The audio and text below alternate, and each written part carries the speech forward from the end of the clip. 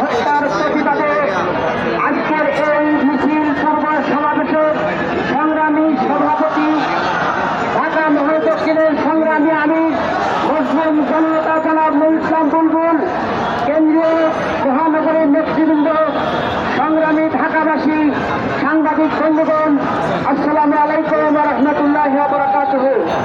সংগ্রামী ভাই এবং বন্ধুগণ, আমরা আজকে অত্যন্ত উৎসব ভারাক্রান্ত হৃদয়ে আপনাদের সামনে হাজির হয়েছি।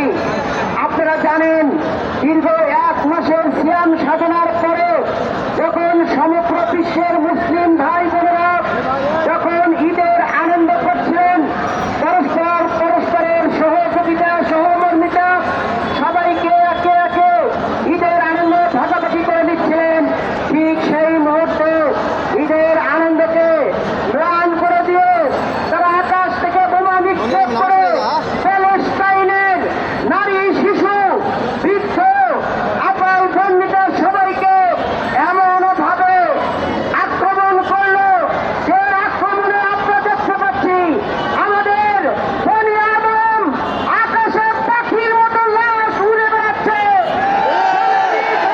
বন্ধুগণ, মানবতা বিরোধী এই কাজের আমরা তীব্র নিন্দা এবং ধিক্কার জানাচ্ছি। সংগ্রামী ভাই এবং বন্ধুগণ, আমরা ওই সন্ত্রাসী দখলদার ইসরায়েলের ওই সন্ত্রাসীদের বলতে চাই, মুসলমানদেরকে হত্যা করে আমাদের ঈমানকে আপনারা স্তব্ধ করে দিতে পারবেন না। মুসলমানদের আমাদের আসল জীবনের সূচনাই হলো মৃত্যুর পরে। আমরা শাহাদাতকে ভয় করি না। শাহাদাতের এই রক্তের উপরে ইসলামের বিজয় হবে ইনশাআল্লাহ। বন্ধুগণ, আমরা আজকের এই সমাবেশ থেকে জাতিসংঘকে বলতে চাই, আপনারা কেন নিশ্চুপ আছেন?